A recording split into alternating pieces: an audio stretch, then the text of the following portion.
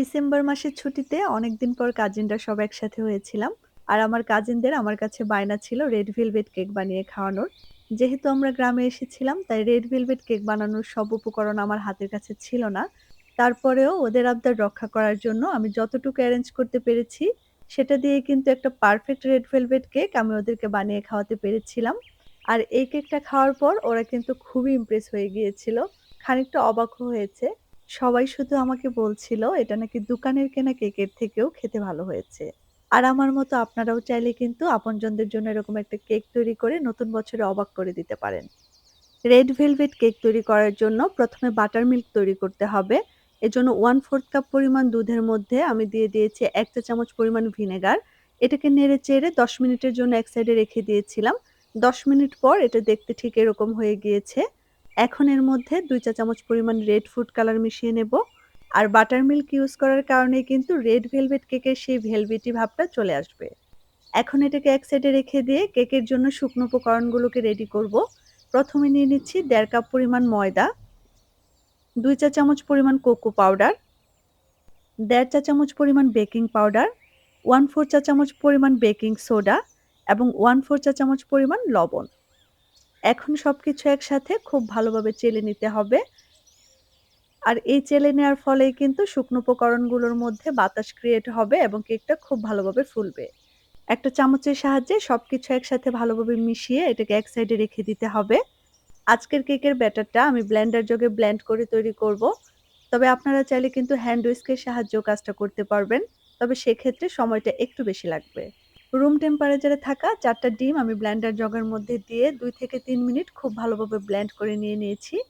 যখন এটা colour change হয়ে গিয়ে এরকম ফোমের মতো হয়ে আসবে, তখন এর মধ্যে এড করে দেব ১.৫ কাপ পরিমাণ চিনি, ১/২ কাপ পরিমাণ তেল এবং ১.৫ চা চামচ পরিমাণ ভ্যানিলা এসেন্স।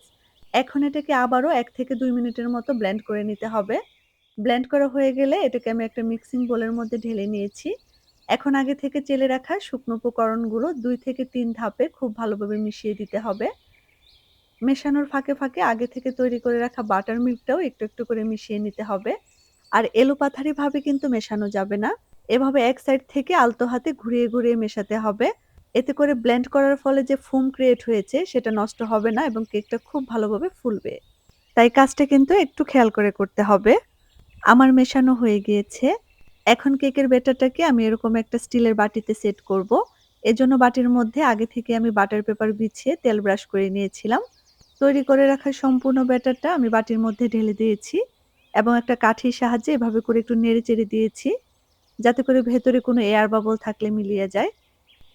আর এই কেকটা আমি চুলায় বেক করব, সেজন্য ১০ মিনিট আগে থেকেই চুলায় একটা বড় সাইজের কড়াই বসিয়ে আমি প্রিহিট করে নিয়েছি।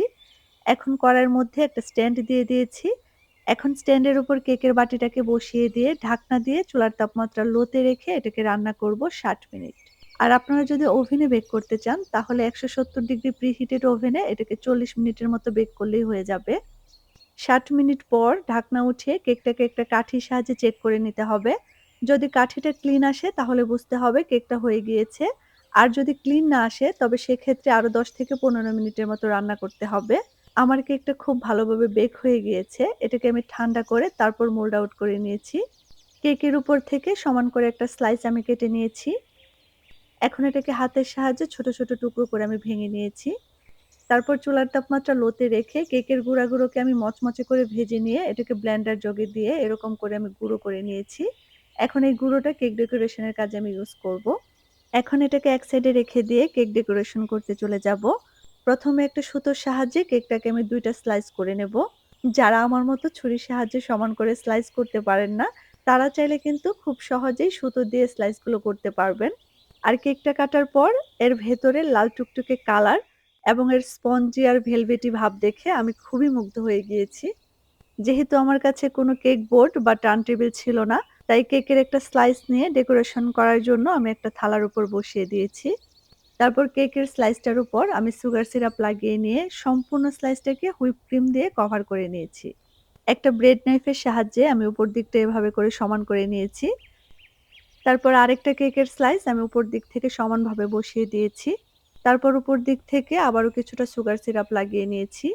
এখন সম্পূর্ণ কেকটাকে আমি এরকমভাবে হুইপ ক্রিম দিয়ে কভার করে নিয়েছি। একটা ব্রেড নাইফের সাহায্যে আমি উপর দিকটা হালকা হাতে একটু সমান করে নিয়েছি এবং একটা স্প্যাচুলার সাহায্যে চারপাশটা সমান করে নিয়ে এটাকে আমি ১০ থেকে ১৫ মিনিটের জন্য ফ্রিজে রেখে দিয়েছিলাম। তারপর এরকম একটা পাতলা আর শক্ত কাগজের সাহায্যে আমি লাস্ট ফিনিশিংটা দিয়েছি। আশা করছি দেখে নিশ্চয়ই বুঝতে পারছেন কাজটা আমি ঠিক কিভাবে করছি। একটা টিস্যুর সাহায্যে চারপাশটা খুব ভালোভাবে ক্লিন করে নিয়েছি। তারপর আগে থেকে আমি যে কেকের গুঁড়াটা করে রেখেছিলাম সেটাকে একটা কাগজের সাহায্যে খুবই আলতো হাতে চারপাশে লাগিয়ে দিয়েছি। এখন একটা 1M নজেলের সাহায্যে আমি কেকের মাঝ বরাবর একটা হার্ট শেপ এঁকে নেব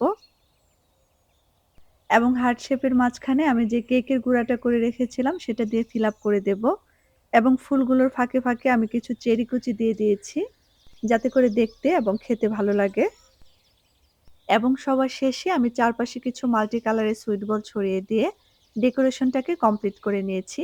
এখন কেকটাকে কেটে টেস্ট করার পালা। অলরেডি আমার চারপাশে অধীর আগ্রহে সবাই বসে রয়েছে কেকটাকে টেস্ট করার জন্য।